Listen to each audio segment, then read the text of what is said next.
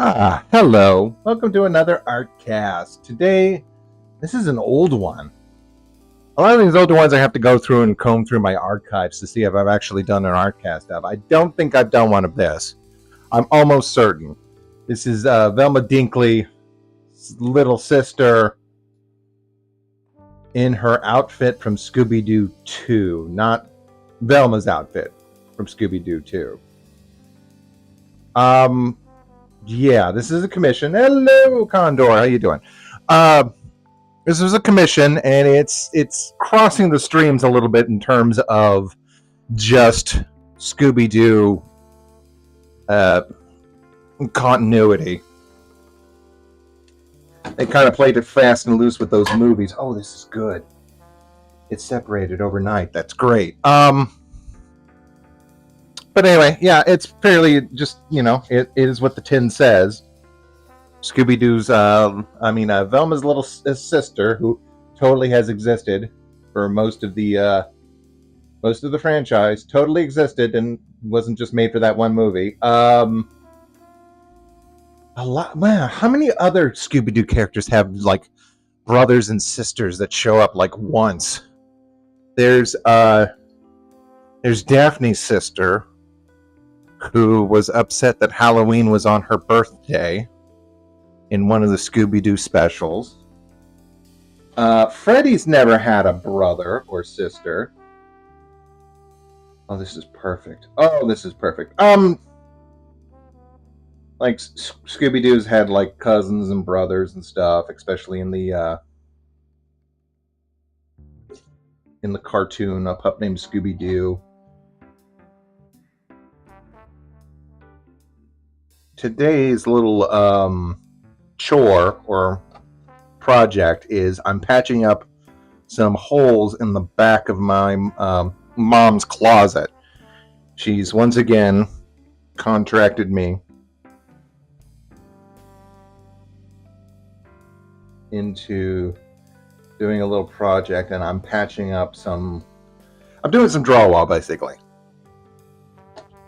And there was this mud yesterday that I mixed up. It's still not quite as thick as I want it to be, but it's better than it was yesterday. Oh, this is good. If I could separate out there was too much water. I think my uncle. Oh no, this is totally slopping off my patching trowel. Oh, okay, hold on. Damn it. How do I... Okay, let me just look up. I need that to dry out or separate some more. I think when he was putting this into storage, he added a whole bunch of water. I did not know this and mixed everything together, and now it is very liquidy.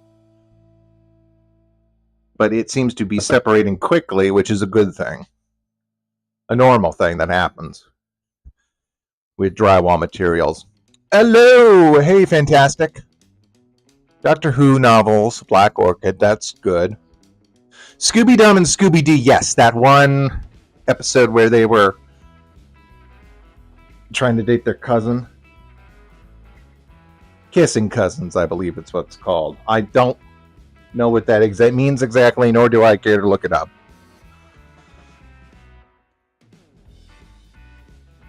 I think it has something to do, or it implies that there are cousins by marriage and not by genetics.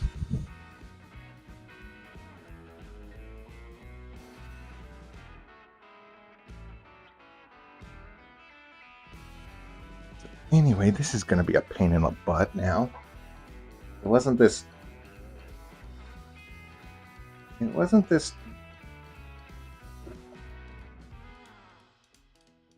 far away. Just move this from there to there. Oh, well, whatever.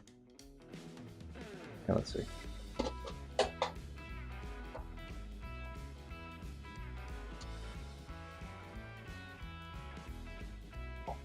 Yeah, that's actually pretty good.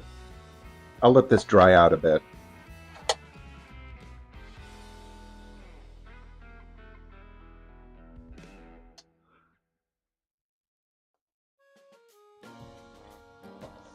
Oh, it smells like garbage.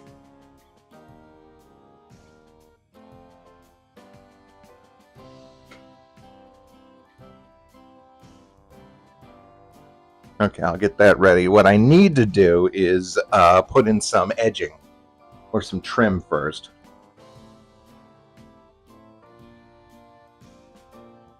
Which is not ideal because she chose one with a contour that goes in and not out.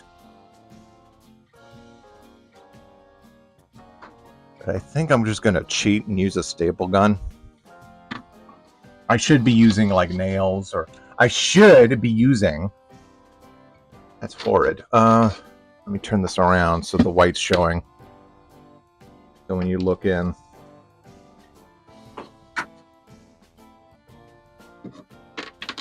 She's got rounded trim up on this side, but she wanted one that with contour that goes in, so that's what we're doing. And we don't have to, it's again hidden. So we don't have to be super duper polished about it. So I think I'm going to try this nail gun first, because I don't want to be using hammers. Did it do it? It did not? Are there any in here? Oh, this is the wrong damn nail gun! Poop. Which one? Scooby-Doo watched by Maxwell Adams with Elvira, Scooby-Doo, and Scarecrow. Oh! Yeah, I heard about that one. I haven't watched it yet. I should put that on one of the weirdest episodes. Wasn't there one where, like, it bridged the continuity between, the 13 Ghosts of Scooby-Doo with Vincent Price, and bridged it by including Velma and,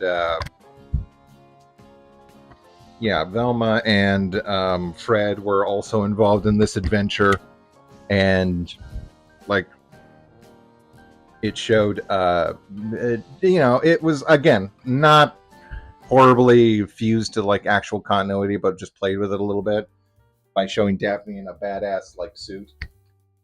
Hold on one second, I gotta get the real stable gun. Oh, my hat.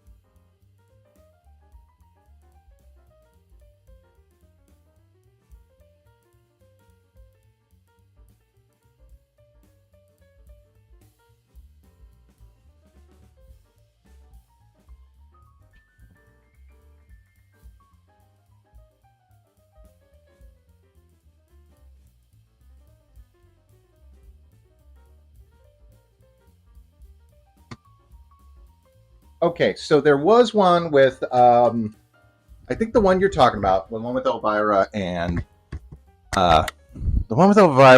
Bill Nye and Scarecrow. That might have been, you know what? That might have been the movie, the sort of TV movie for that one season of What's New Scooby-Doo? Not What's New. Guess Who Scooby-Doo? The one with all the where they try to redo guest stars and everything. Made a lot of questionable choices, like Ricky Gervais. Okay, that was suboptimal. So now I got a big staple here, and it didn't drive through the it did not drive through the thing. So Unless I tighten this.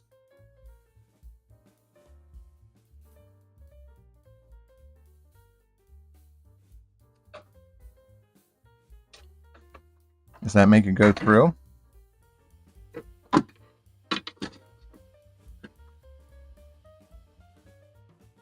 Oh, damn it. What the hell is this? She put her shoe rack back? I just popped my heel.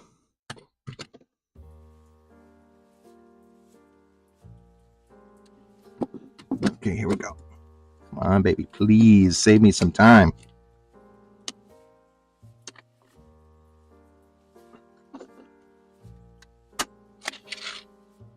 Nope. Okay. Screw it. Gotta nail it in.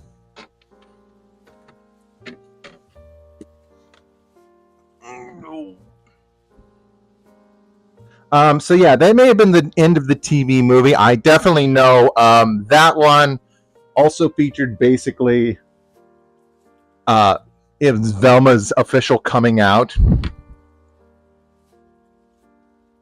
as either bi or as either bi or pan or whatever. Yes, Hocus Pocus or Abraca Scooby or something like that.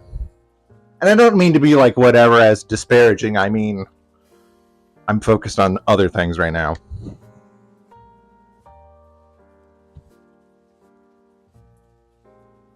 And also, again, that would probably fluctuate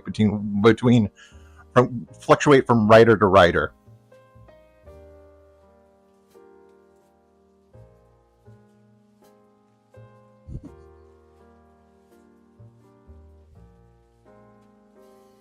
American Cancer Society thrift store. Oh, that's wonderful. Stop licking my legs. My dogs. What do you want? Oh, they're interested in what I'm doing. I see. So they're like, what are you doing? Why are you doing this? This is not your usual thing. You don't go in here. No, I do not. Well, actually, no, I've been in here. I've cleaned up the whole house. Okay, so hopefully I can hammer this in.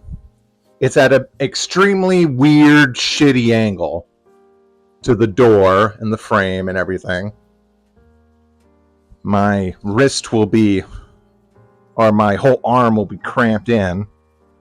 But if I can hammer these in, then I'll be fine. The alternative is I drill little holes and then hammer those through. But I think...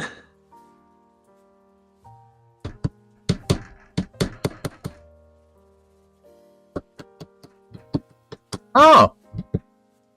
Okay, that's beautiful. Okay. No, that was just me, dum-dums. Well, that's still good. Volunteering, still volunteering. Getting back to... Oh, yeah. Which actually... El Condor... your name was Pina for a while, right? Okay, well, anyway, Condor. You both got condors. I'm going to call you Passa. Anyway, Passa. Yeah, it was a pretty good movie. It was part of that whole, I don't know exactly what run you would call it. It's the one that sort of started with, I think, the Pterosaurus. Let's see, what was in that run? You had the Pterosaurus. Maybe the Abracadabra Do was, that's what it was. Maybe that one was the first one. But then you have the Pterosaurus, the one where badass... Oh, that's going to look adequate. There. Do I have to hammer it this way?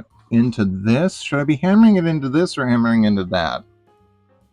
Because that did hit nothing. Oh, boy. Okay, this is fine. That's the one where badass Shaggy came from. Pardon me. The part of him being like ultra instinct and such.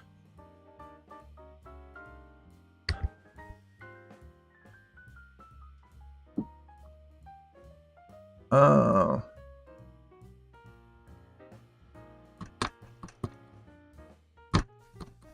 Let's see, and then you have the weird one, which was the swamp music, or the swamp musical with vampires, which actually opened up beautifully with a song by Jim Cummings, I believe. I was going to say, was it around the same time or was it before the Frog Princess, before he played the Ladybug, not Ladybug, the Lightning Bug?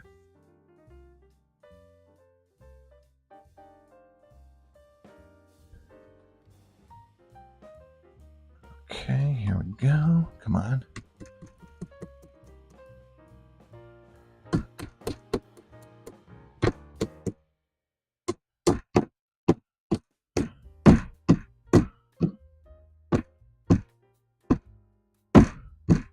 Yeah, the angle and the actual. No.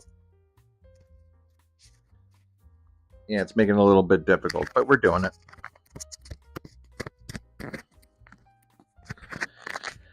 So you had that one. Oh, you had the one with the camp, which was I think is considered like the best one and the most Scooby-Doo version, or the most like closest to like actual Scooby-Doo as they go. They don't play around with things like by making a musical, introducing any.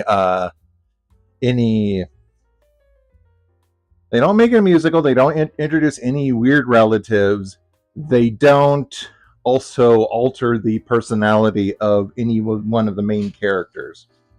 Also, it's just generally like a really good mystery. It's about a underwater, it's a campsite, but there's a dam nearby, and there's a town that got flooded by the damned construction. It's a ghost town. It's an underwater ghost town, which is like such a good premise. And of course, cartoons visited it first before a movie did. There was a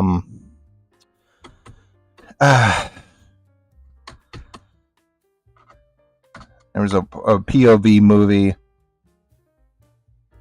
Hold on, I'm having trouble here. There was a POV movie about underwater divers visiting like a cold water diving port. It was like a ghost town.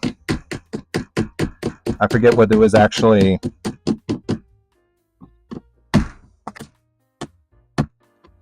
I forget what the movie was actually called. But anyway, Scooby-Doo did it first.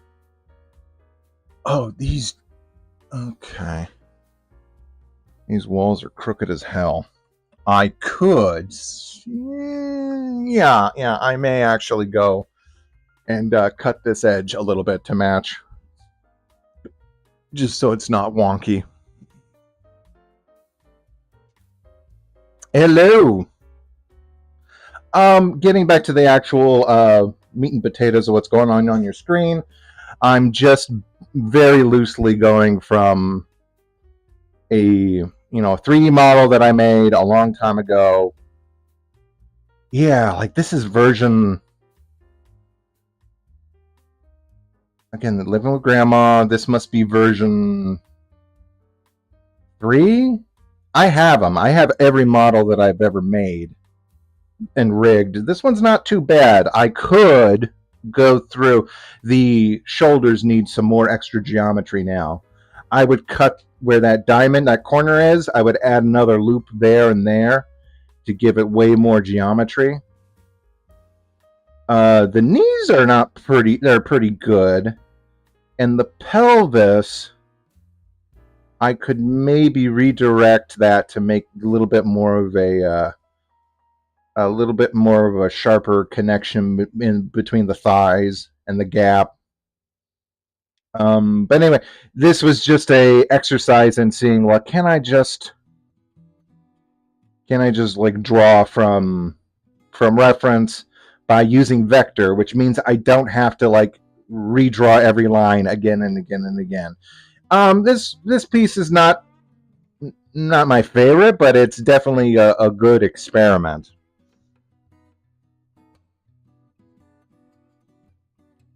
Anyway, back to the wall, back to the closet. Who's doing that now? I fed the turtle. Is he trying to get in?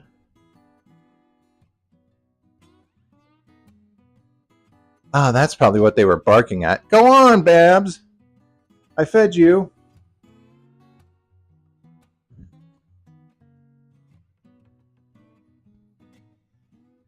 Well, does he need water? No, I fed him. I fed him all his things. He got plenty of water.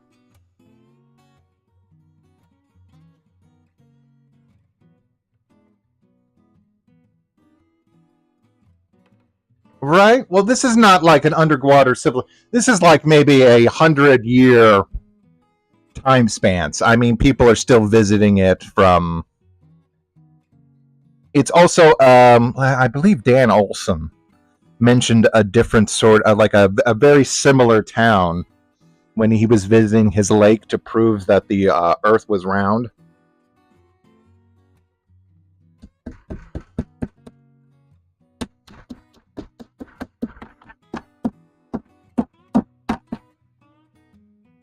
There we go. Okay, this is good. This is good.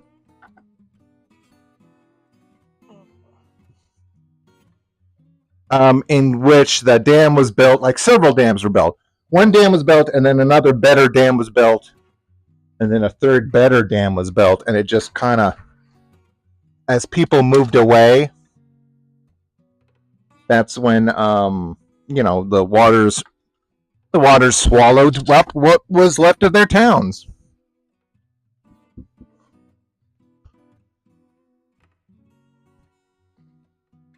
Okay. This is annoying. Okay, here we go.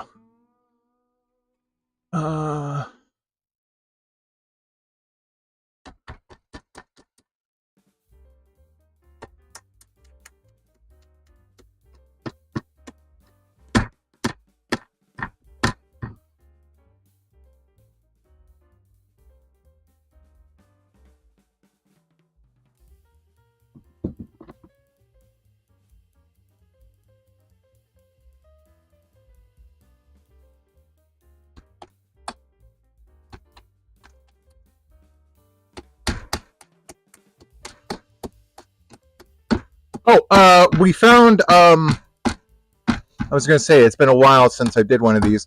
The turtle that we found, the one that we sort of adopted for a little bit, turns out it belongs to our next door neighbors.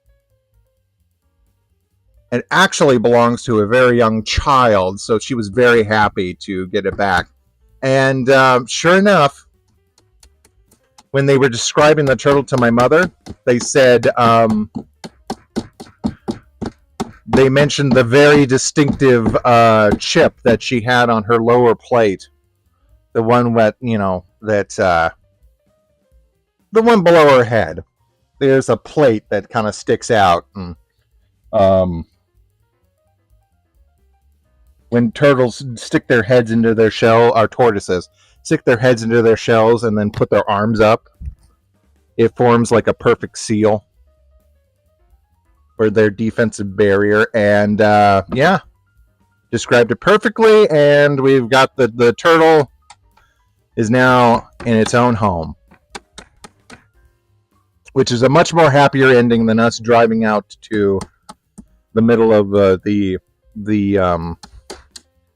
weird tortoise sanctuary that they told us to take them to.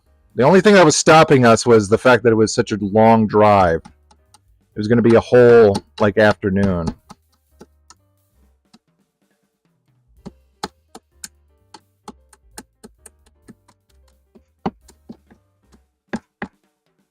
But Babs gets his home again.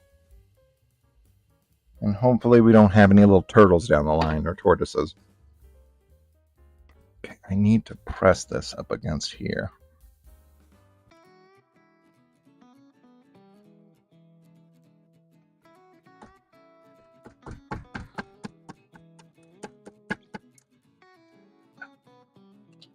Oh, sorry.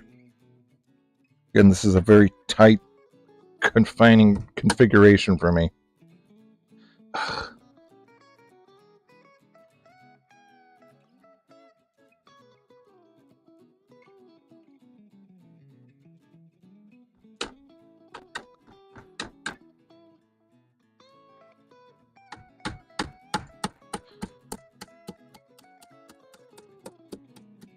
Get in there.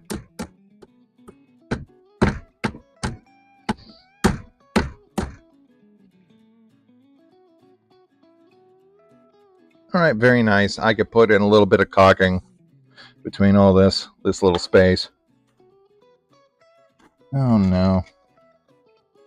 Looked over the box of nails.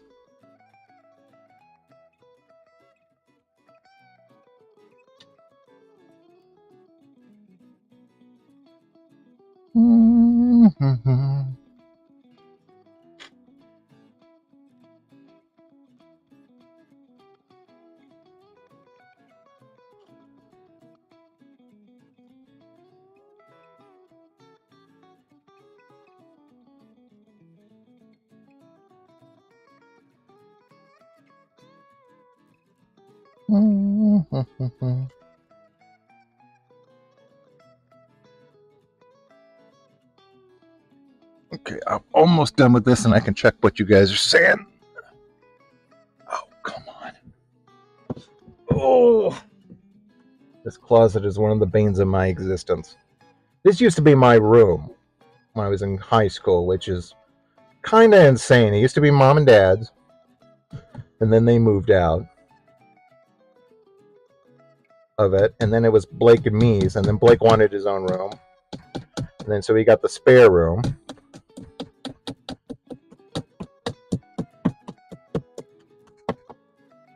So for a while, I ended up with the biggest room in the house.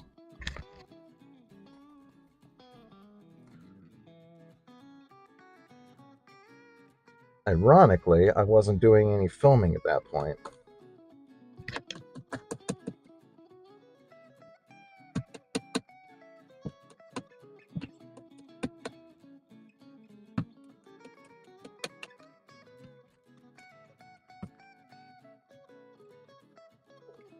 Here we go, and one more at the bottom, and then we are done.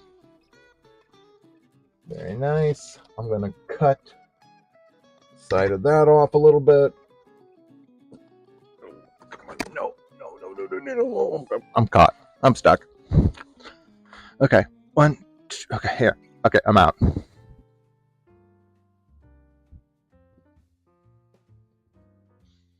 I gotta hammer this last nail from a really weird angle.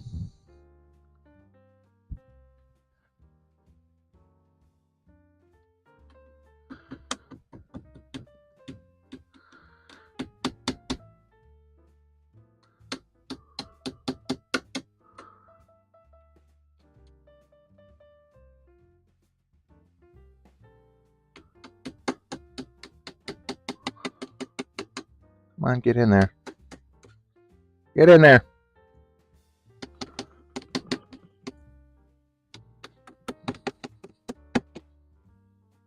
There, that's fine. There we go.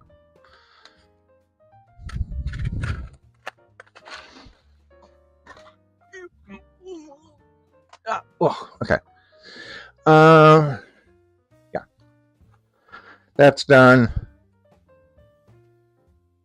Return of the man. Clark is here. He's watching people. Clark is the name of your Oh yeah, Jason's coming to Sadly, rip Friday the 13th the game. I guess they're officially closing that. Are they closing or not? Hello, worms. Hello, Cage.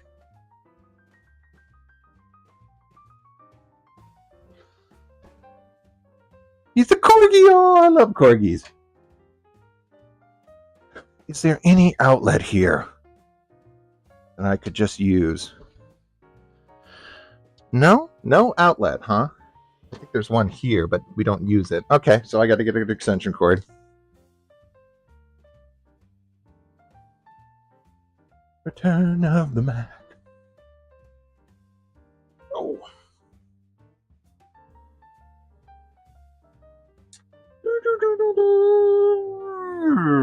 Okay.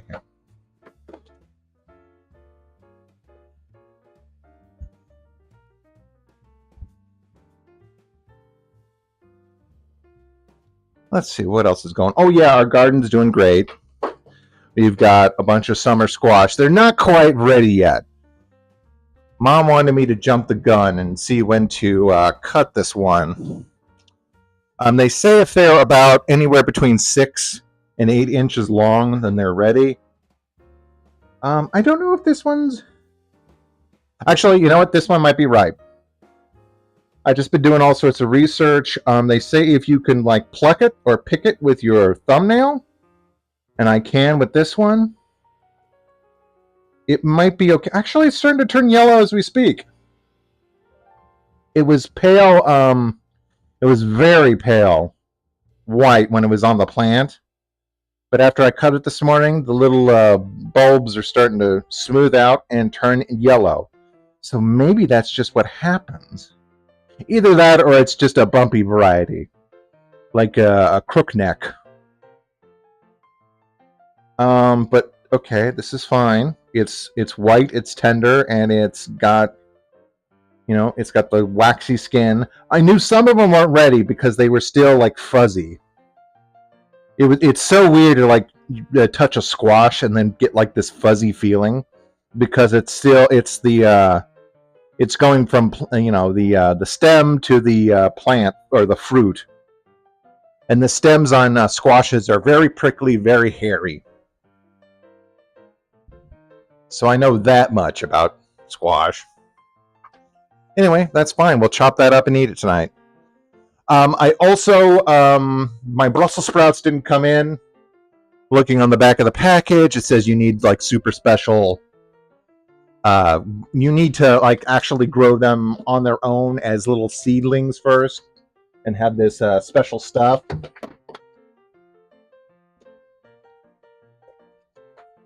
So I was like, okay, no wonder they didn't come in. So I just planted more pumpkin seeds from the pumpkin I had last year, and boy, did they're taking off. I'm gonna have to cut 2 or 3 of them back, and then nurse the other 2, and then see if I can grow some pumpkins this year for Halloween. The okra is kind of stalled, but the tomatoes, the peppers, and we have 2 peppers, sweet peppers and banana peppers. They're doing good. They're growing new fruit. We also did an experiment that you learned online or learned from somewhere. Take a Romero. We have both iceberg and John Romero lettuce, and we just planted those in the ground. And the Romano lettuce took off almost like a day later. The iceberg lettuce is showing a little bit of life, but it took a little while longer. But yeah, and we feed the Romano lettuce to Babs. So either one or 2 things is going to happen. Either we're going to plant more of that for his food, and he will be able to eat it, or 2, he's going to break into the garden and just decimate everything. Because I already caught him eating the pumpkin leaves, which I was looking it up online. It says it's fine. It's as an occasional treat. You can give it to him. You're supposed to feed him like the other stuff we've been feeding him. I'm not even sure if Romano lettuce is good for him. They specifically said like collard greens was good for tortoises. But tortoises also just eat damn anything. They eat grass.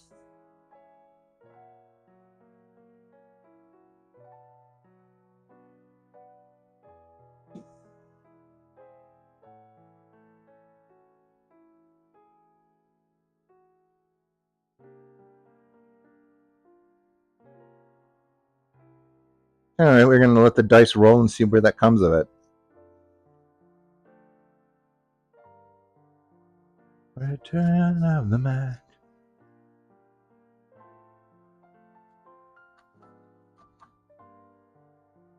Blah, blah, blah.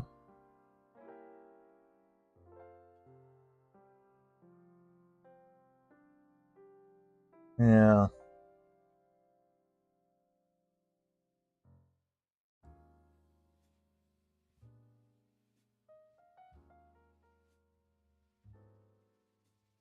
Return of the Mac.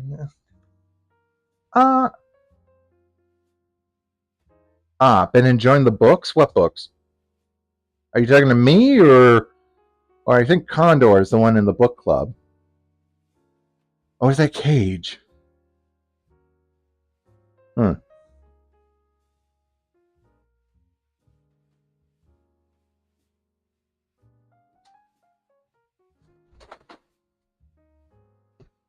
Return of the Mac. Oh my god, return. Okay, I'm gonna check that plaster. See if it's actually any good. Again, just trying to dry it out.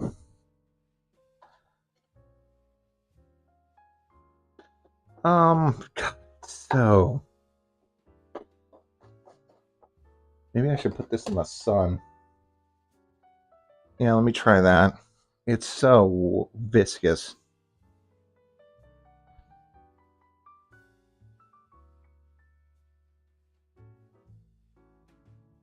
Let's see if that does anything. Oh, Babs is right here. He's just sitting underneath the table. Hello, buddy. I'm going to put this right here and see if that dries it out. I'm going to do the same thing with the bucket.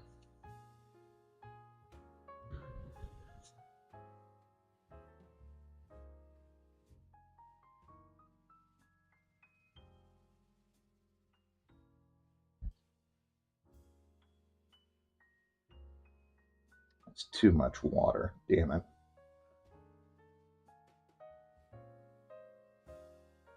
I should have known, but then I didn't know. I thought the whole thing had like separated.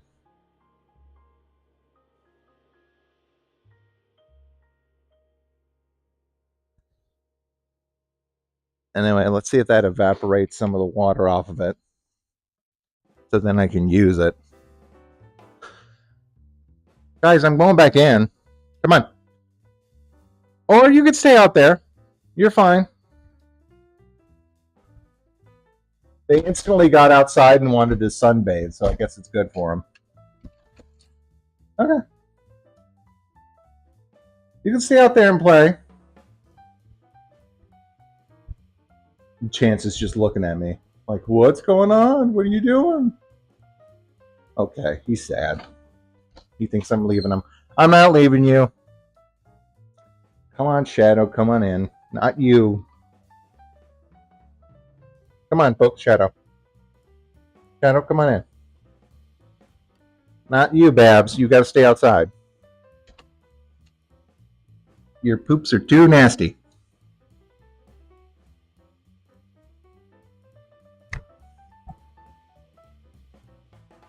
Actually, they're not horribly. Well, actually, yes, they are. They just dry out quick. Like horrible, like green slime until they like dry out in the sun because they're mostly grass.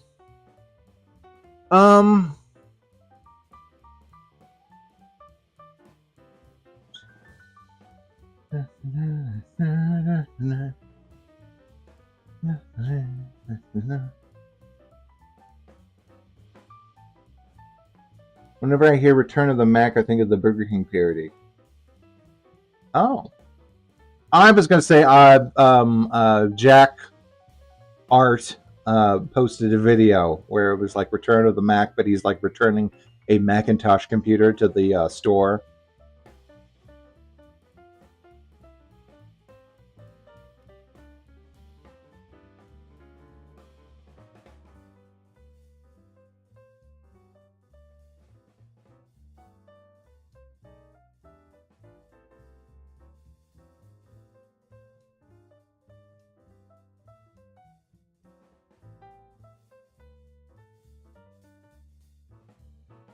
Yeah, the critic.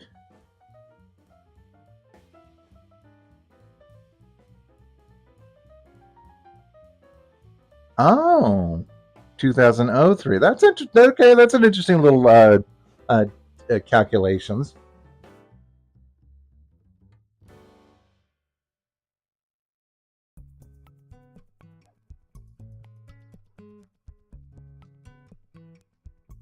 Okay, no, just stop. This yellow fiber is falling apart.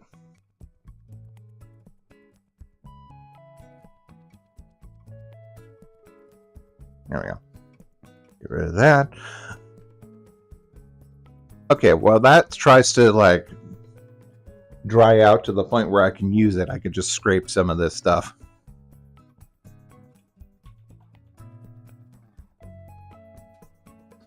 Well, actually, she did a good job. She scraped it herself. Huh. Okay. What else? Oh, I know what I wanted to do. I wanted to trim that. Okay, this is going to get a little loud. Just for like a split second, I've got a plunge cutter here. I'm going to trim the side of this this wood so it matches the frame. In fact, you know what? You guys don't even need to listen to this. I'll put you out down on the bed. There you go.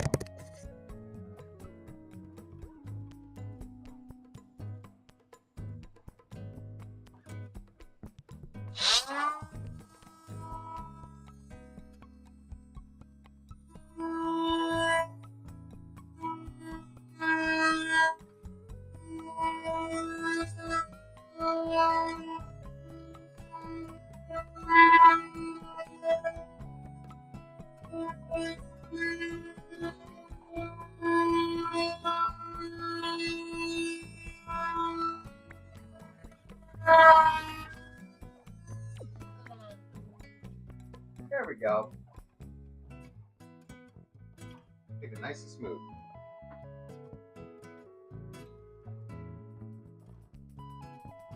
Yeah, just like half a little bit of this, like a centimeter off of it.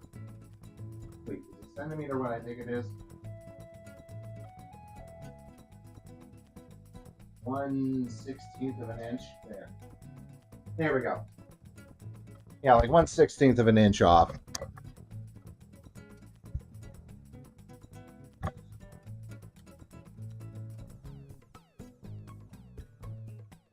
Yeah, Velma had a sister. Abracadabra do. Thank you, Abracadabra do. A series of sort of movies that played a little bit fast and loose with some continuity. They were mainly like straight to home movies. They were straight to home movie, but of course they always premiered on like Cartoon Network, so they might as well have been TV movies.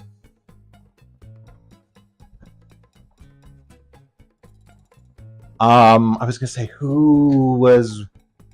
It featured a brother, a magician, and his brother was one of the backup. And his brother was played by super nerds, Patton Oswalt and he played Newton on Symbiotic Titan. Oh crap. Okay, well, one of you guys will get it. But yeah, which is actually a pretty good run. There was a point where I went from like TMS, like, you know, Zombie Island, and then it like dropped, like it got weird for a while. Like I think the one TV movie that is like the lowest rated is something The Ghost of Mexico or something. And that was like almost like that weird TV animated TV animation quality that ran with Guess Who Scooby-Doo. And then it was just like, oh, okay, whatever. I guess Scooby-Doo's like And then you have like What's New Scooby Doo or Guess Who Scooby Doo or What's It Scooby Doo, the one that was done by the guy who did Shaolin Showdown. It's like, okay, I guess Scooby Doo for a little while again. And then they did Scooby Doo and the Goblin King, which was like, oh, this animation is like really weird. Like, okay, it's kind of got a little bit left over from like What's New Scooby Doo, but it's got some spice to it. And then it sort of went into like with the redesigns and of that line from say Abracadabra Scooby Doo to the last one in that run might have been well, the last one I remember watching was the musical one with the vampires.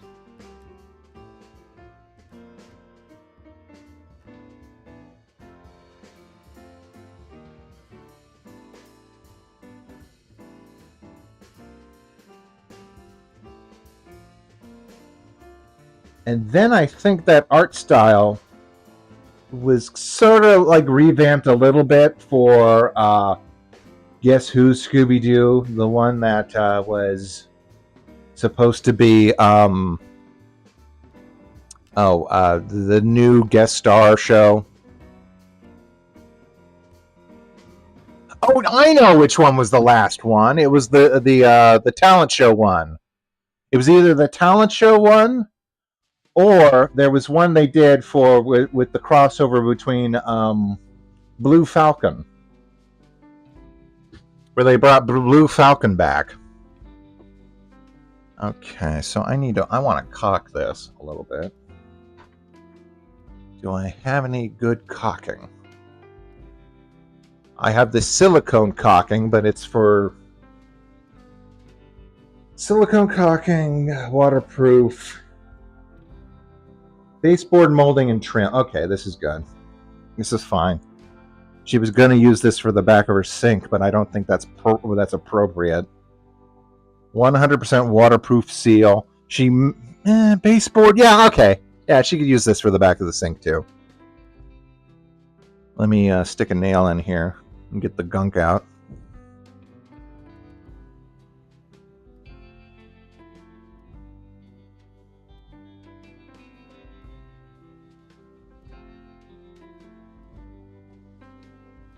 Are you a fan of Googie? I'm trying to think about Googie.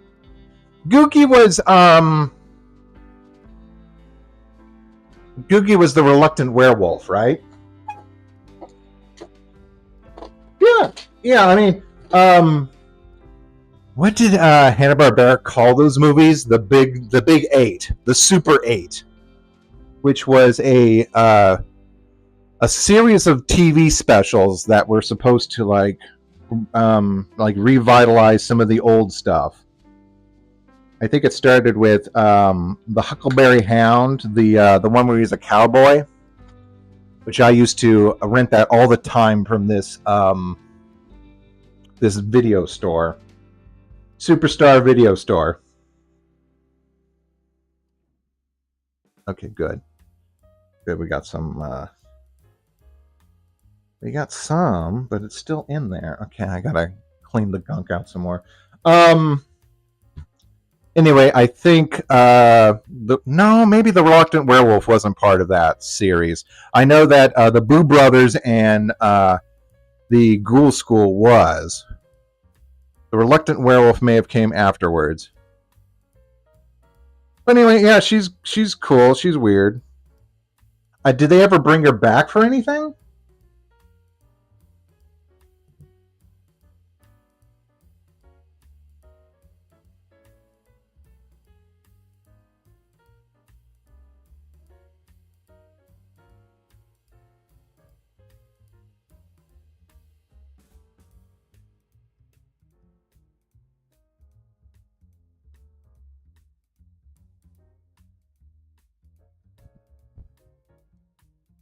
And then in Boo Brothers, it was the hillbilly, or the yeah. Not the hillbilly, but the well, yeah, hillbilly girl.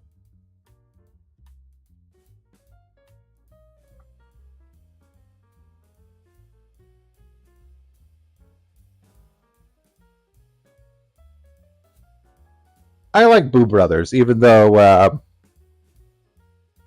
Shaggy's ancestry has questionable morals.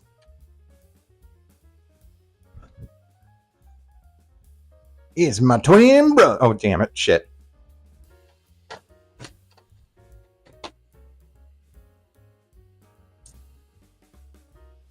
They have a boss hog like villain.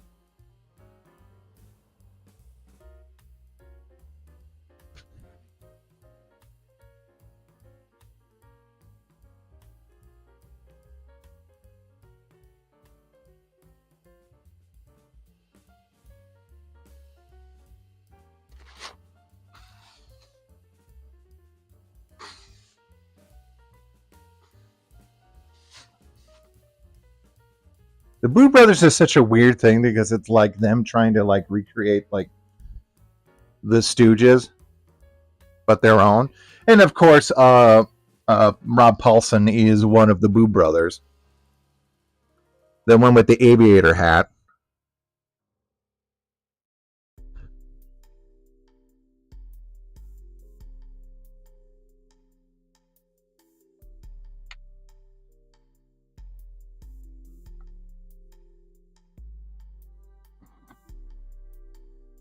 Okay, let me.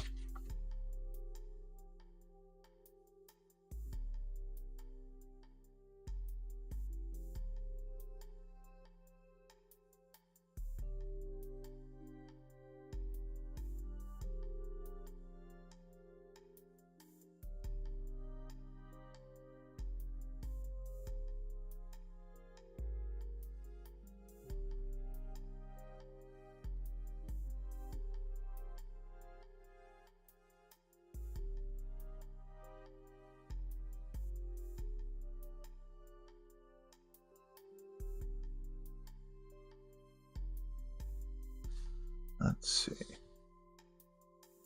Beautiful. Beautiful.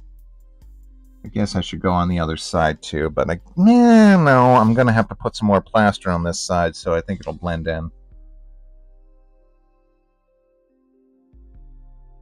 I just want to make sure that people don't turn around and see a big gaping hole in the back here.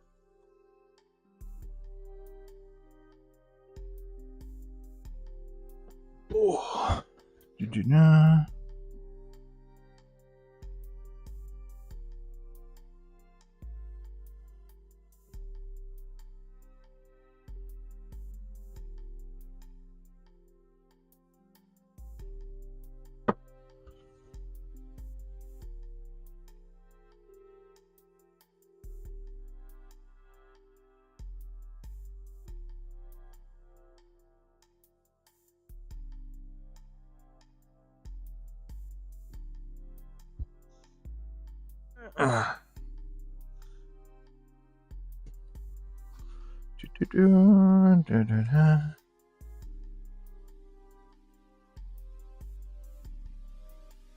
Ow, ow, oh, oh, oh, my leg's cramping. Oh, I got it like wrapped around a pillar. Oh, okay. Oh, oh.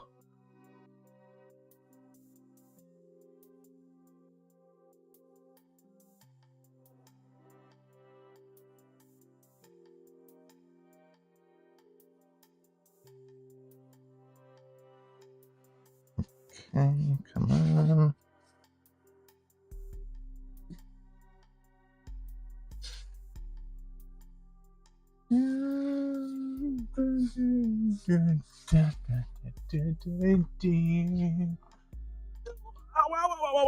Okay.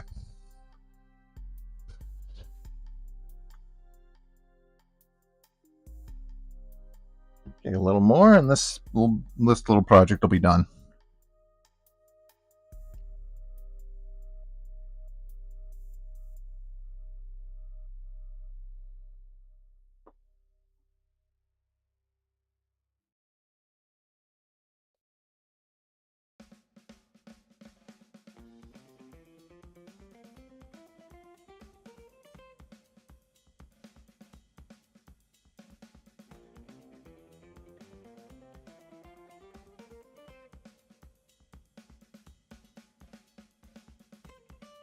Well, I got that hole fixed.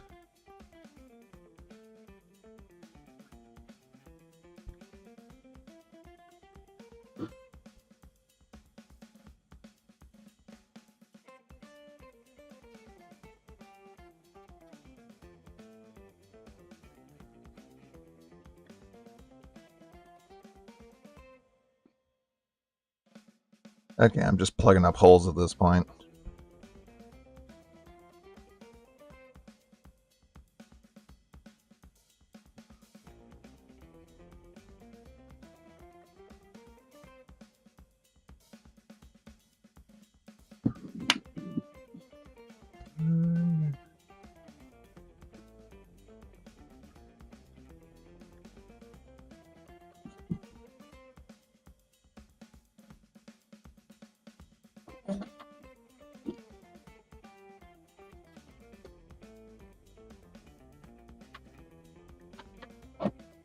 Oh no, I left a huge bead right here. Okay, I gotta scrape that off.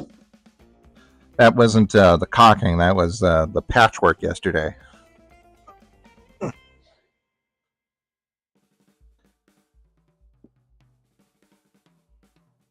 That's okay, you can shave it down.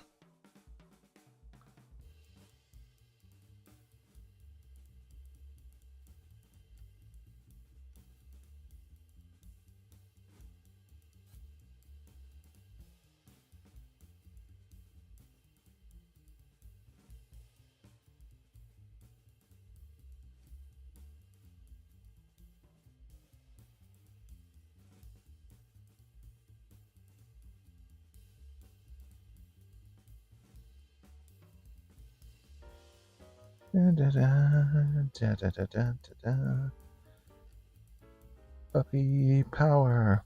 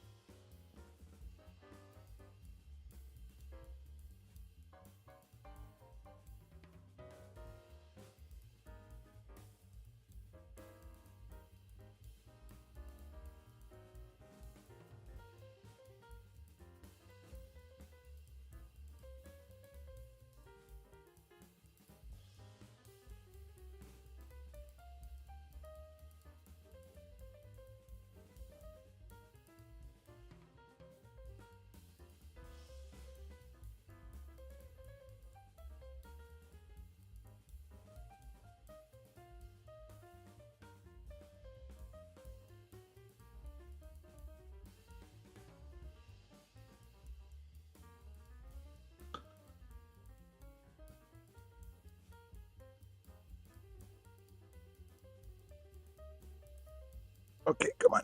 One more. One little squeeze. There we go.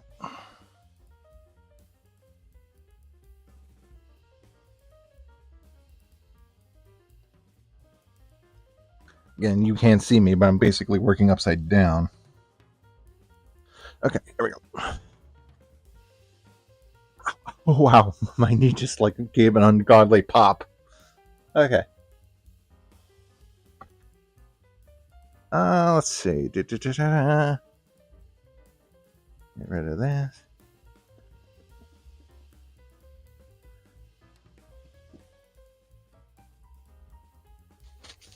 Okay, very good. Very good. Let's see what we gotten. OKO is canon Ghoul School, or Ghoul School is canon KO. Who knows? Scooby Doo, Scream Con. Yeah, shit. I don't know. What did I stand myself on? Huh. Did I? No, I guess I didn't scratch myself that bad.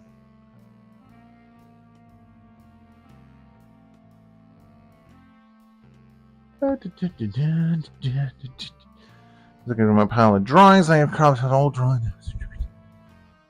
Ah, yes. I'm trying to think what else he did other than Jimmy and also the mouse.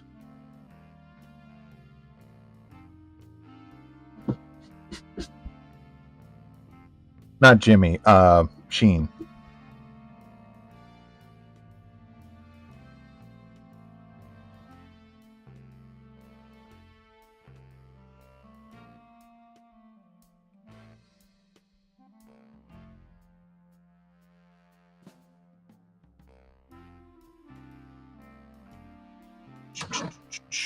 I need a sanding block,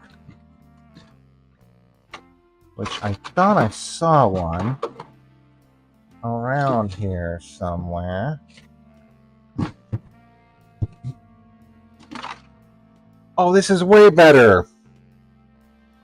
Oh, I'm using this cheap yellow stuff. This is way better. It actually sticks to the wall. Oh. Yeah, this one is called fiberglass tape. Yeah. Well, this one's self-sticking. The other one's not. Okay, I'm going to use this. I'm going to bring this out. Now that most of the work is done. But there's one other little thing I could do. One little patch in the corner.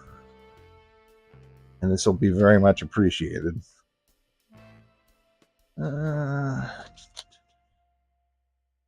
Snip, snap.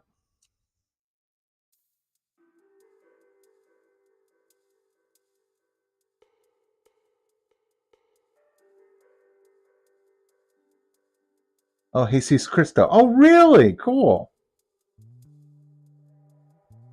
I was going to say it's, I didn't quite catch him there. I mean, it makes sense, but he's doing a much deeper voice, much, not as goofy as Sheen. You cook around the roast like a steak. It's pretty good. I give 2 thumbs up, homie. There's also the idea of like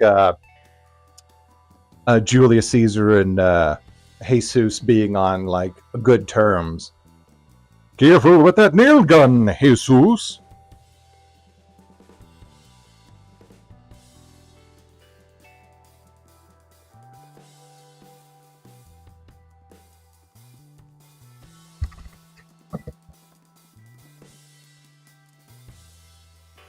One second. I gotta go and look for something else out in the garage. I'll be right back.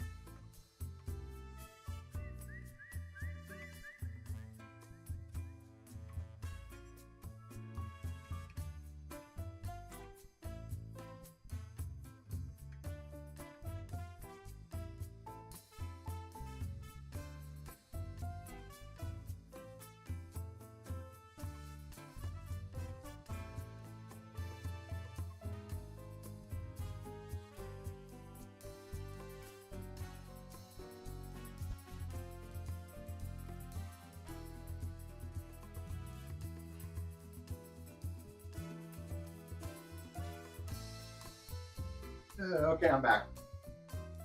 Sorry, got distracted by some doggo stuff. We've started watering the lawn to get the lawn back alive.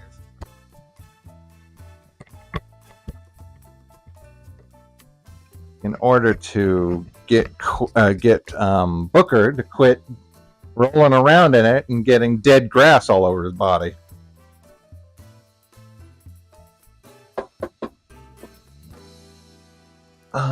Is this stuff okay to use now? Yeah, a little bit.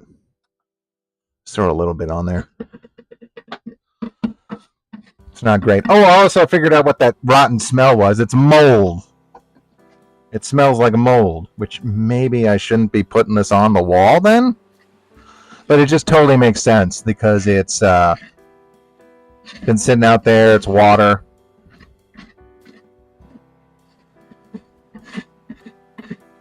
Well, it smells like it. I don't know.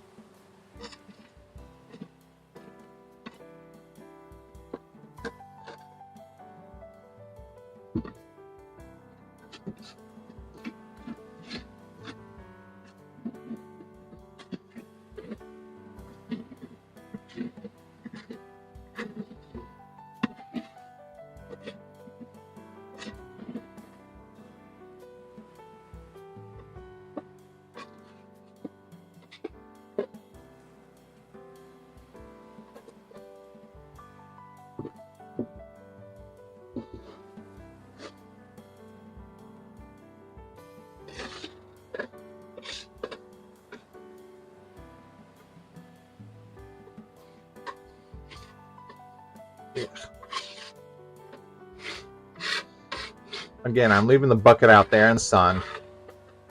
This stuff did not dry out as much as I hope it would. But I want to get this done.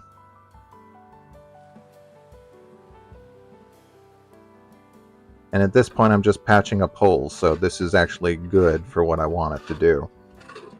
Not leave much of an impression on the wall itself, but fill in the holes.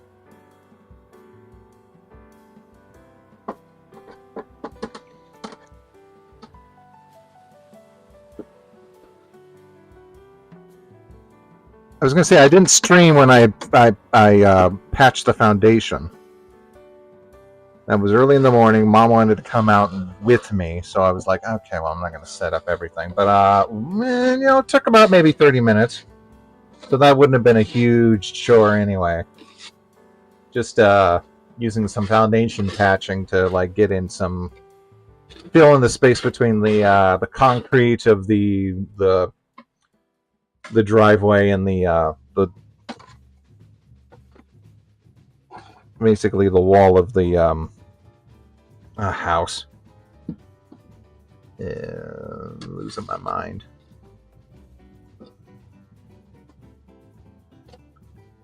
Okay, that's good and patched.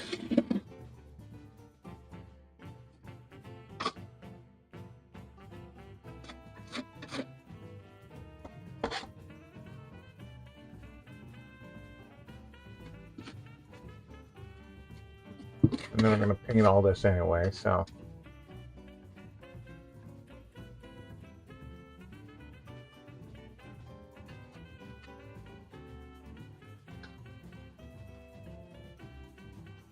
Turn up the mic, oh my God.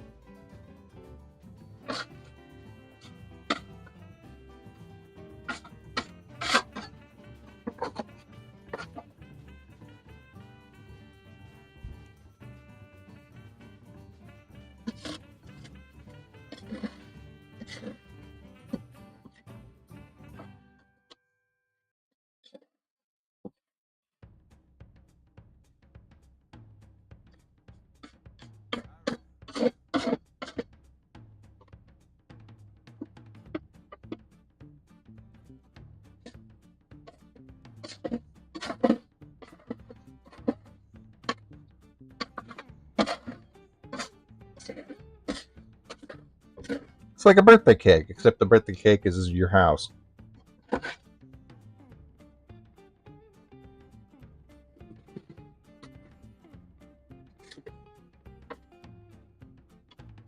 Let's see, was there anything up here I needed to do?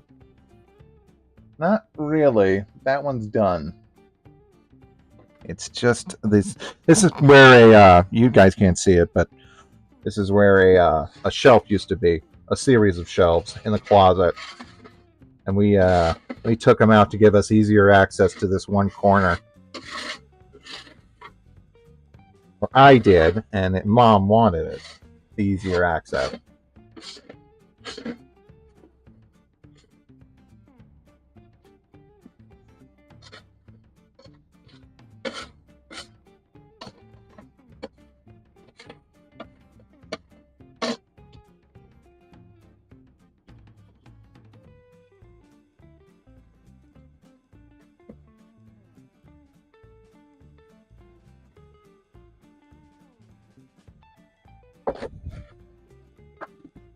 Come on. No.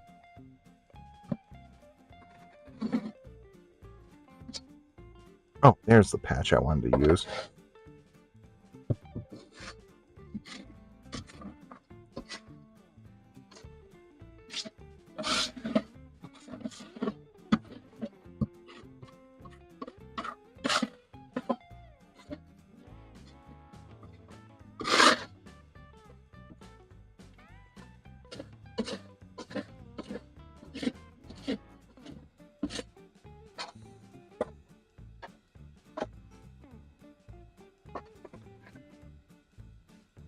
Up this. What is this? Okay. There we go.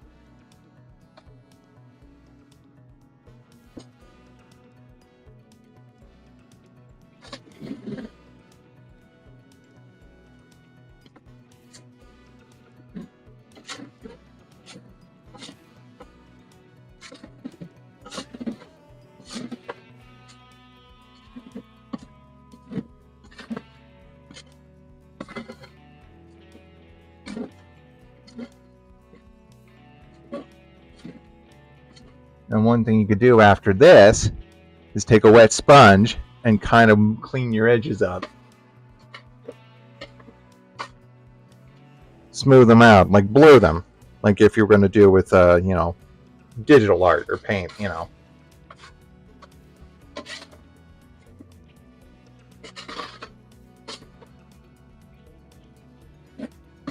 But this should be fine. It'll dry white. We'll paint it white.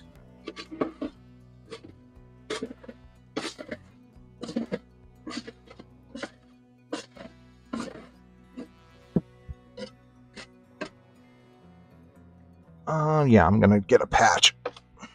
Hold on.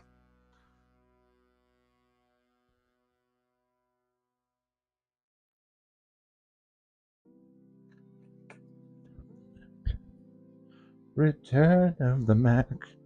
Oh my God, Return of the Mac. Okay, see you, Thomas. Nickelodeon Dice of Destiny. Oh, that was his last one? That sucks. Oh, I forgot. I did two different versions of this. One with her hair down, one with her hair up in her ponytails. There's that one dice game that uses physics for dice rolls that seems interesting to me. Ruin Dice or something? Not Ruin. Ruin. Rune.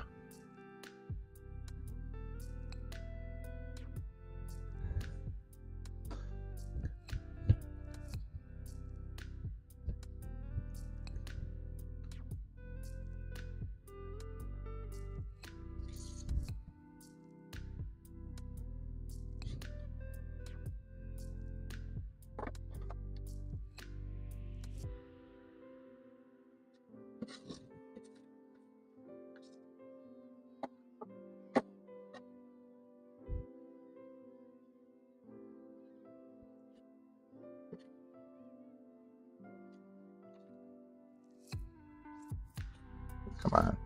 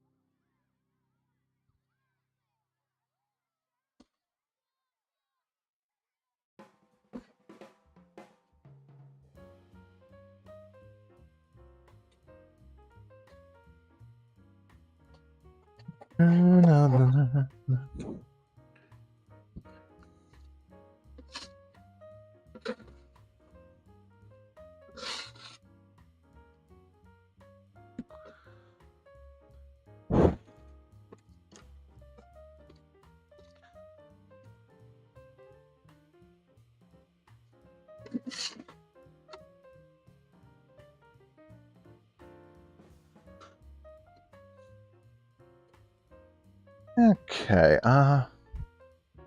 fill these holes.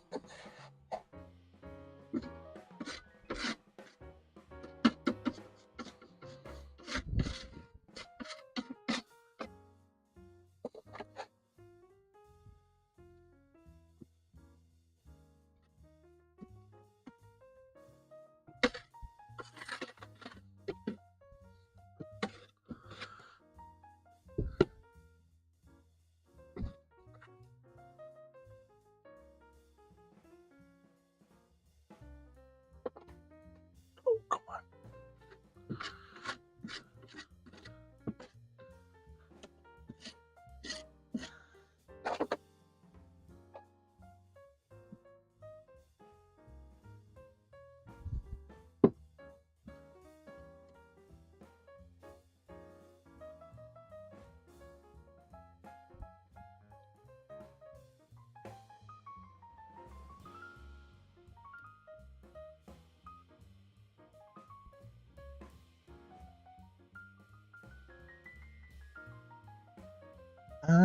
Okay, it's looking okay.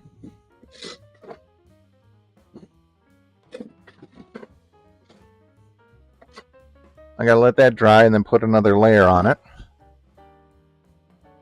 Other than that,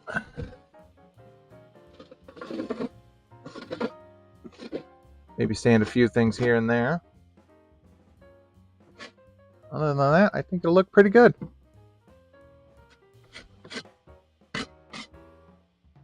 There's one spot up there. Okay, hold on.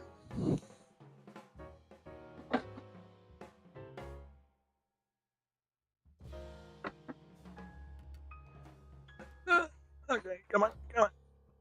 I got stuff on my hands, so I gotta work with my elbows to get up.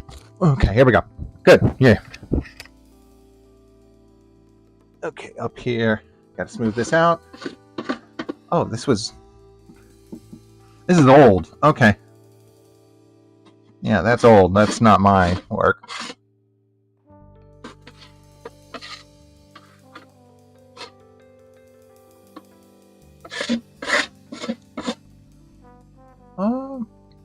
Pretty darn good. I need to hammer these nails in a little more. I don't know when that happened.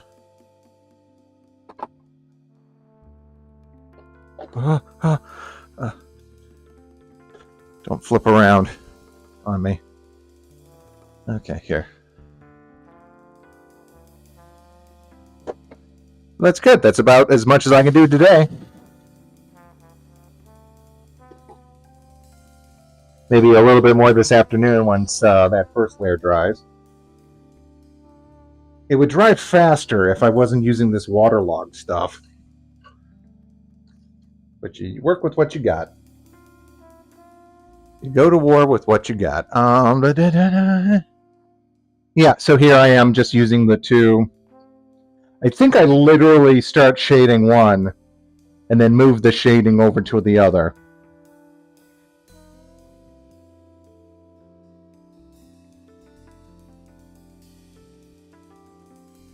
How do they get... Well, I mean, Jesus is just like it's a joke on it's a joke on the fact that we have a large Mexican population that goes by the name Jesus, and of course they don't pronounce it Jesus. I believe, who was it? Fluffy was like the one that was like, there was one time someone, like, he was making fun of white people and he was like, "Isn't that right, Jesus?"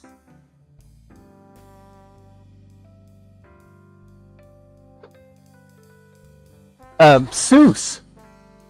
I believe the joke on Gravity Falls is that Seuss, his full name was Jesus, and they would just call him Hey Seuss. And of course, that also led to a bunch of fan theories about how he would sacrifice himself, and then how he was too pure for this world, which was fun. Didn't go anywhere, but makes good fanion.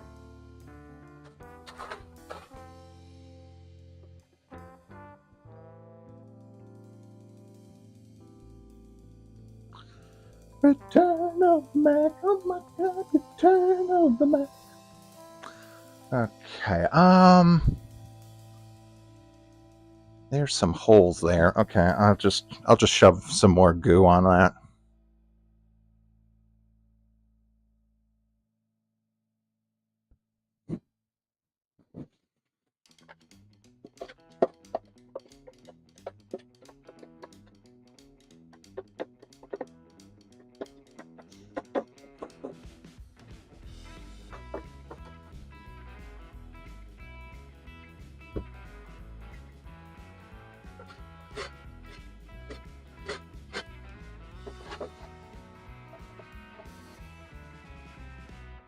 Yeah, if this stuff were a little thicker, then it wouldn't show up the texture of the fiberglass filament or patch wouldn't show up. But since we got to put on a couple layers of it,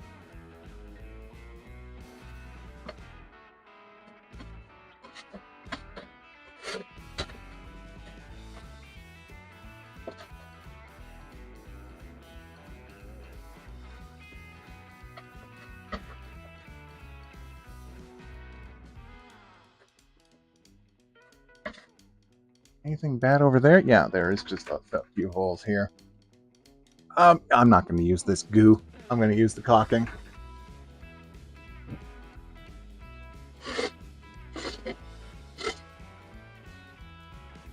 Yeah, beautiful. That is pretty.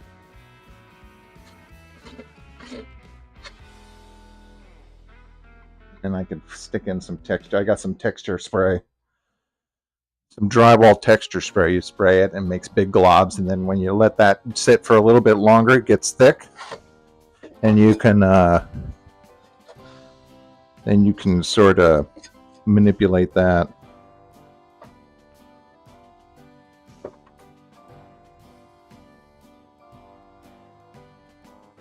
You're not looking for a splatter effect, which is on some walls. You're looking for like a smoothed over, clumpy islands, faces, ink blots, that sort of thing. You know what? I was a little too hard on myself. This one doesn't look too bad.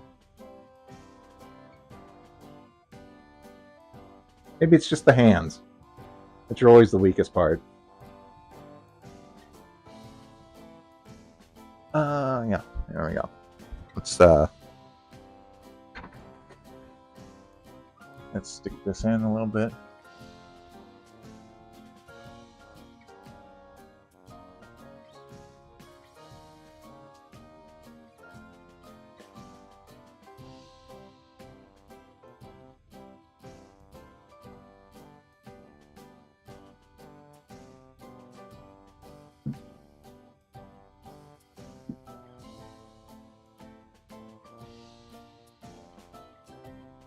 Turn of the map.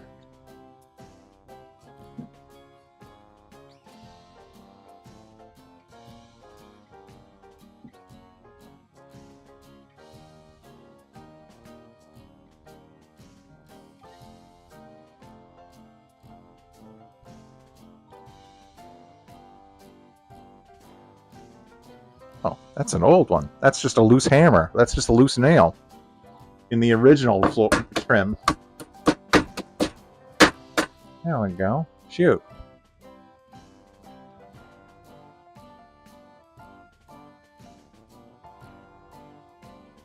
Okay.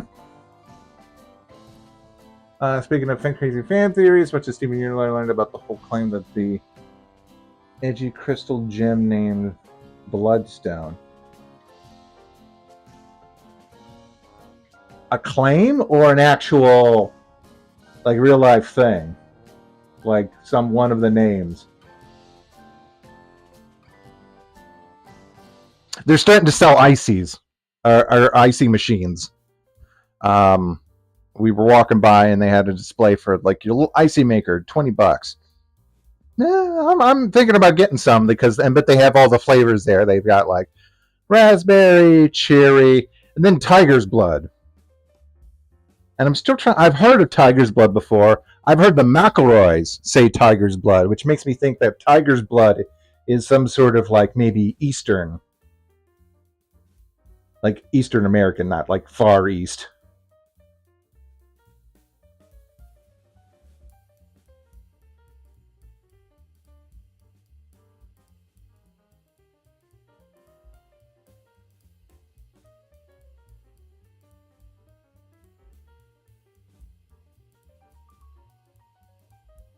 Tiger's blood. Let's look up the history of tiger's blood.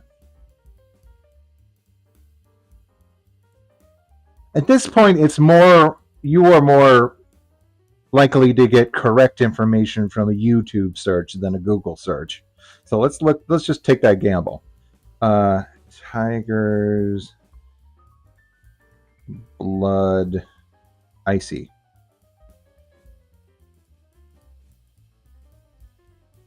Okay, so what is tiger's blood? No, these are actually tiger blood. Shaved ice. No, that's just them making it. Looks good, though.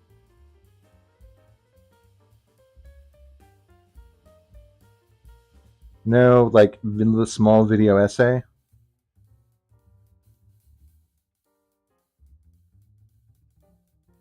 Did they name Tiger Blood after that stupid... No, Charlie Sheen? No. No, they didn't.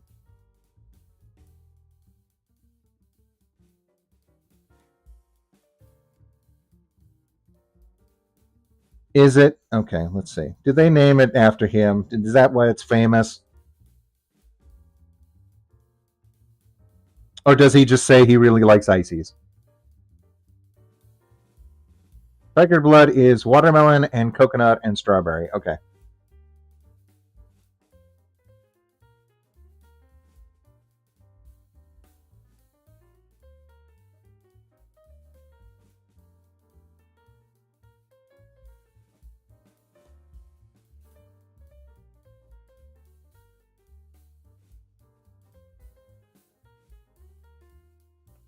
Okay, tiger's blood is... Okay, Wikipedia, yay. Okay, good on Wikipedia. Ugh, I got that stuff in my mouth.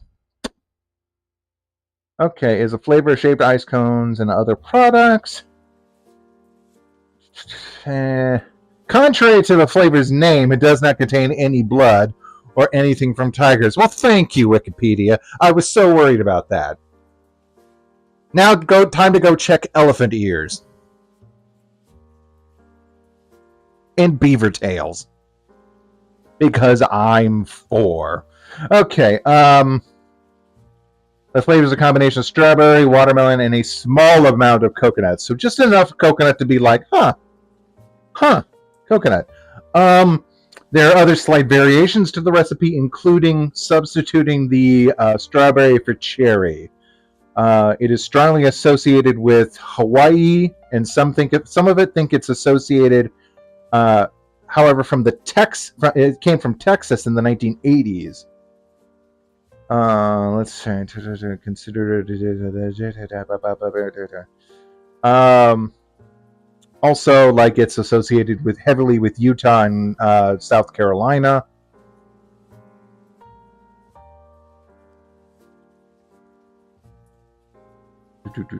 In 1977, the flavor was in Mississippi or Missouri at the New Orleans style. Okay, so this kind of probably comes from like Missouri. It's probably been around for a while, but it's just been kicking around until people gave it a proper name.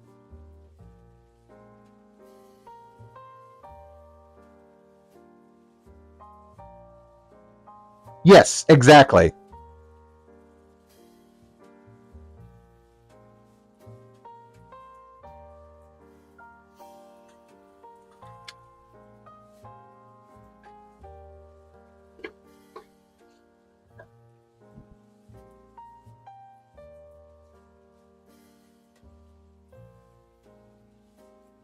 The one where Wendy from Gravity Falls calls Chris from Family Guy,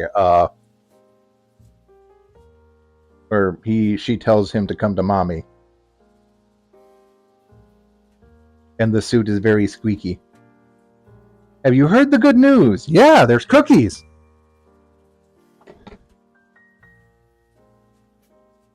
I can't believe that guy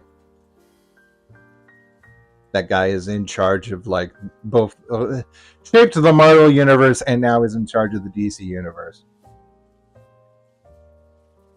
Madeline, that's what's her name. Hey, Tech.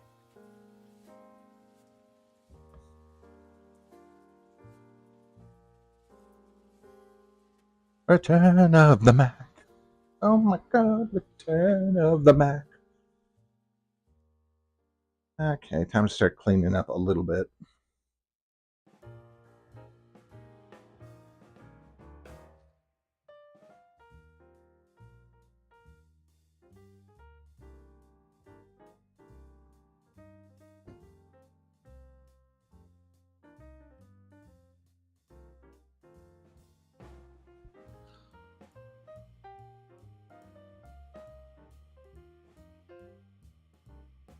She's going to play Pauline Voorhees. Oh, yeah.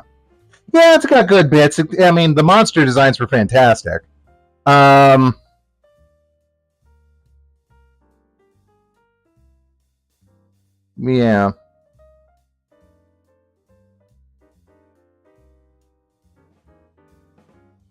I'm trying to think of other things. Weird how they were like, oh yeah, they were always celebrities in that continuity. Like it was what were they at? They were at Britney Spears' chocolate factory or something in the first one.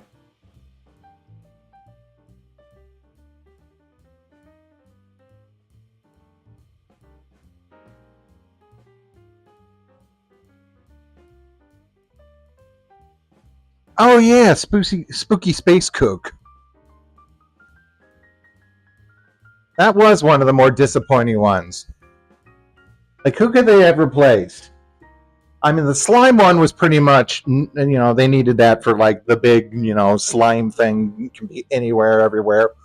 Miner 49er. I don't know if they needed to go to the mines. To find the spooky uranium or whatever. The night in the castle, that makes sense. The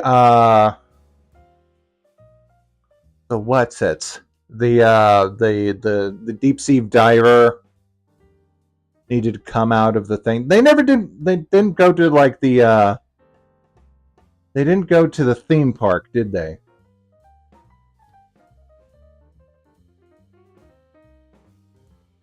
Hmm. Also, the Scooby-Doo comics, the Scooby-Doo Apocalypse, would have been way funnier if they had done like weird mutations of classic monsters instead of like, I don't know, supernatural, like where everyone was just mutants. They tried to do a few things. Like there was one mutant that controlled other mutants and tried to like make himself like a giant body out of all the mutants fusing together for a little bit. I don't know. Scooby-Doo Apocalypse was weird. People don't talk about Scooby-Doo Apocalypse enough. People don't talk about those weird DC comics enough. Like you couldn't find like a furry artist to like do the weird Snagglepuss Goes to Washington thing.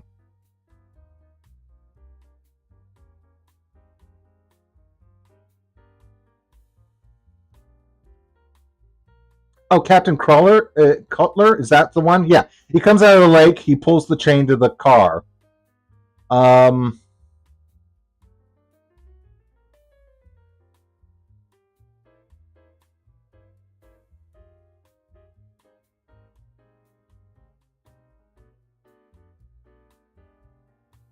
the Flintstones one was probably the best one because it was very much like, okay, what if we were doing like the Flintstones, also mixing it with um, those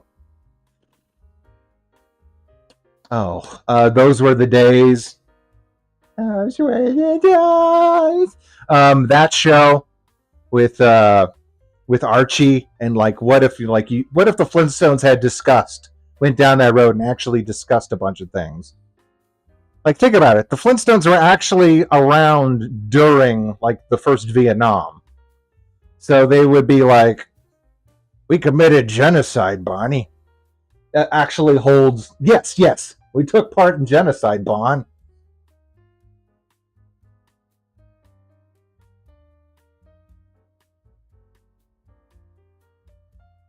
Also, the concept of Kazoo watching them, and both sort of not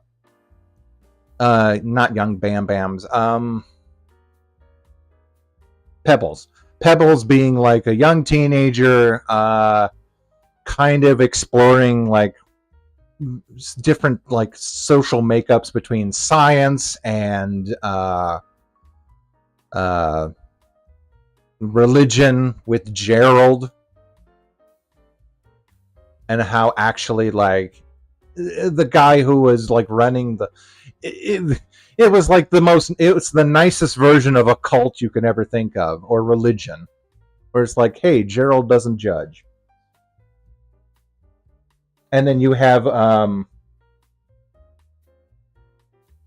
God, why can't I think of names when I'm on a podcast? I could totally pull this out of my ass if I were just walking around. But like I'm on a podcast and for some reason I can't remember the apple pie science guy. Oh, I'm watching the whole series in my head right now. Oh, I'm like reading the opening quotation of his book. Where he actually like quotes the Bible about the dust and it all becoming, we're all stardust. Oh, come on. Pull it out of your stupid brain. Yeah.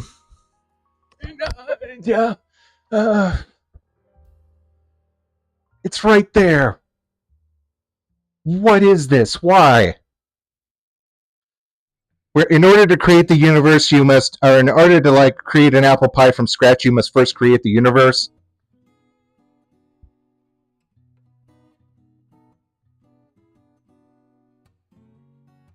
Carl Sagan, thank you. Why? Why did that like? Why did that take? Why was that such a like a clog? Why are names such clogs for me? Anyway, she goes to visit like their version of Carl Sagan, who's like explaining science, and is like literally like showing them I think like at that point they still had like fossils of other specimens that came before them, which is like probable. Well, fictionally, because they both had dinosaurs and that, and also just the arc with the boss and him trying to become a better person. So yeah, that was the highest. That's a high mark of all those weird comics. I would say is the Flintstones one. Not so much Scooby Doo Apocalypse and I was gonna say, did they ever do a crossover with DC? But they didn't. Those were the Looney Tunes. The ones where they had to make sure that no one was horny for Bugs in his gray outfit. So they actually had to show another Bugs Bunny. Like there's this one thing where like Temptress Bugs, let's see, you've got I think it was Fudd was after Batman, and then Daffy shows up, and then they had to show another Bugs because the whole thing was about them being led on by female Bugs. So they were like, "Oh no, the Bugs isn't a cross-dresser. No, he's right there."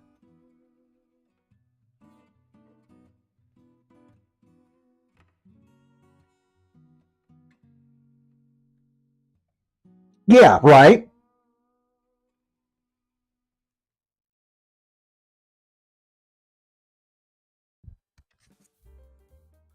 I can't sand this down because it's all still wet.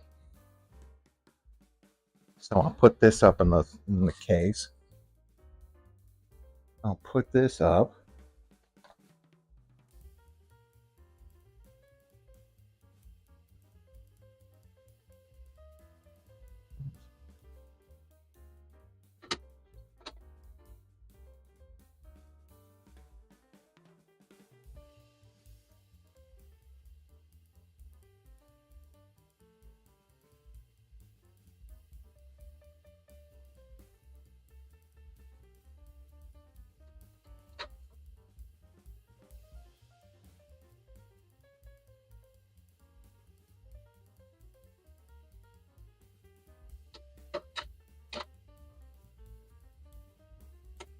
There we go.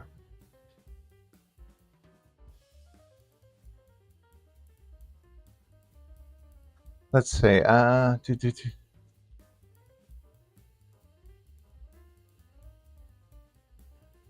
Doctor Who.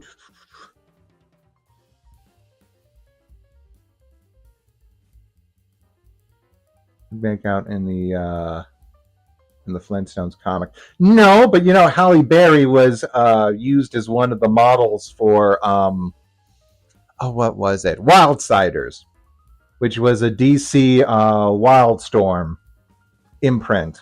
Which was Wildstorm was an imprint of DC Comics, and Campbell, I forget his first name. Yeah, Wildsiders was like a mix of like Power Rangers and like hologram. They were like there's this tech guy who was like using hologram technology to like scan and replicate different things. It was about giving Halle Berry, who was a paraplegic, the ability to walk by giving her like hologram exoskeleton over her legs. So she could like walk around and be like, this could help people. And the tech head guy, who I think was supposed to be a maybe a combination of Willard, speaking of Scooby Doo, and maybe Seth Green. He would like make he made animal kind of body parts and like suits that you could like use, like I think he was a praying mantis. He gave two of his buddies special suits that they could wear under their football uniforms so they could win a football match. The quarterback, the pretty boy, he was a velociraptor, which you know he's a nerd at heart. And the Jack Black jock guy was literally like he like modeled him after Jack Black, and I don't know who that guy was, but Jack Black was a gorilla. It was fun. I haven't seen the whole thing. I know there is a paperback. And looking back on it now, I picked it up like first year of college. Like I recently like got back into it, like going through all my stuff. So I like looked through and thumbed through it. I was like, oh, there's a point at the end where there's a Native American standing on a hilltop who has just seen sort of what these kids can do with their animal spirits. And I'm thinking, oh, really? Are we going down the road of the sort of noble Native American who's like, oh yeah, you've tapped into like what we've been doing for years with like spirit animals and stuff. And I'm like, I'm gonna have to actually read the whole thing, like the whole set. I know this may be like 12 issues. I think it ran for like 1 year. I don't even know if Wildstorm's still around. Let me look that up. Wildstorm. Wildstorm is a production company. American comic book imprint. It was formerly known as an independent established by Jim Lee, published through Image Comics. Later, it became a DC imprint in 1998, so this was definitely by the time I was in my first year in college. Like afterwards, yeah, and it shut down in 2010. Okay. Cool. Well,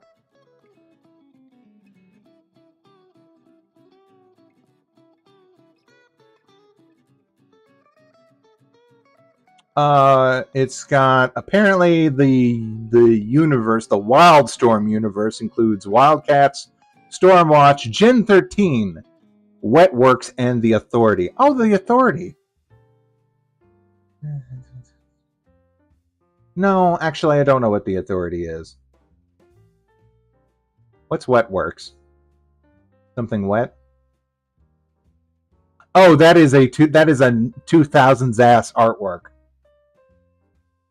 Like, take the 90s with all the like over like belt buckles and shoulder pads and shit, and then add in like early 2000s Photoshop, where the blacks are just way too black and the whites are just like way too. Well, it's just everything's got too much of a sheen on it.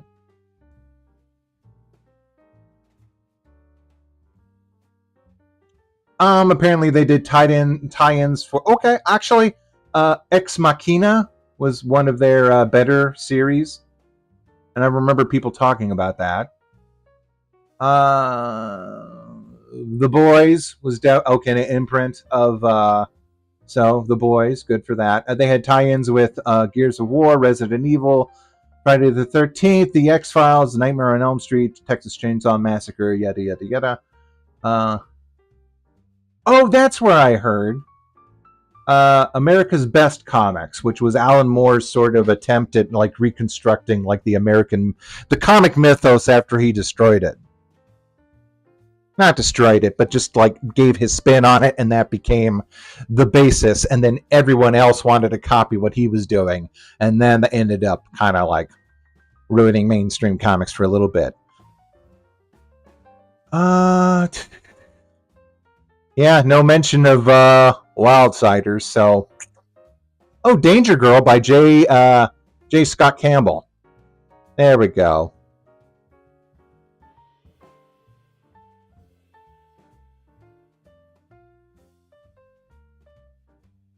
Yeah, I like his artwork. I mean, sure, it's like pin-uppy, but he does good caricature work.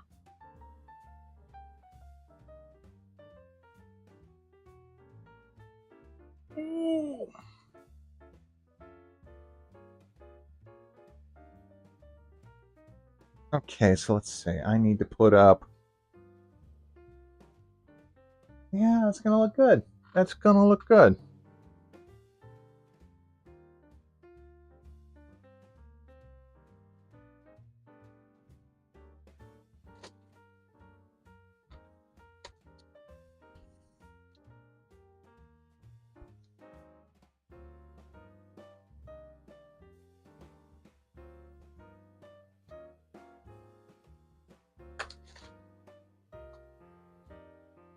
Return of the Mac. Oh my God, Return of the Mac.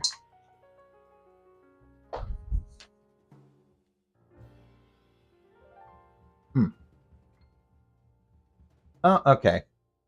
Yeah. There we go. We're just about done. You know what? I was a little bit harsh on myself. This doesn't look too bad.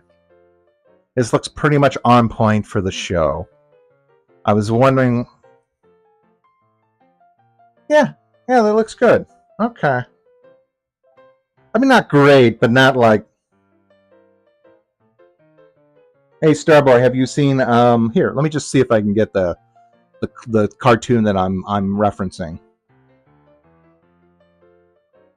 So that way, my nonsense has context for you all.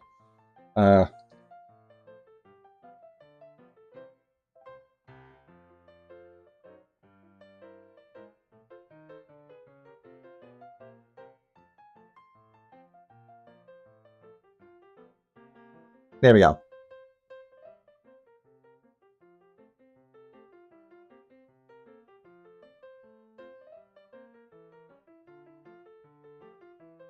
This was by Rue Jack Art. No, come on. Yeah, Rue Jack Art, who does great like Smash Brothers stuff, and of course is known for the Mario thing, the Mario memes. I love the expressions. I'm back up in the game. Come on. Oh my God, I'll be back. I'm back.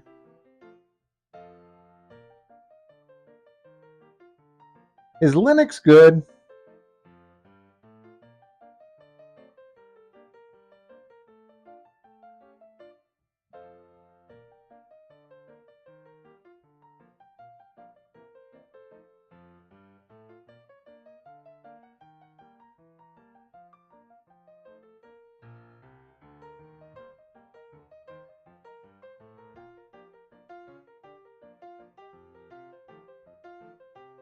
Yeah, me too. I had to listen to it. It's pretty good.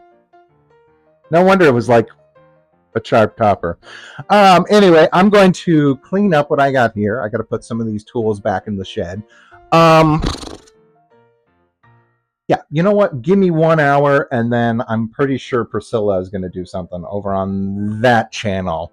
We're going to work on some other stuff, maybe the Robo Melody. See what we can get done with that. In the meantime, I thank you very much. Like you said, I'm going to clean up, maybe get something a little something to nosh on, and then we're going to get right back into another project. But in the meantime, that's a different sign off. I'm trying to go with until our paths meet again. I'll see you soon. You take care. Bye.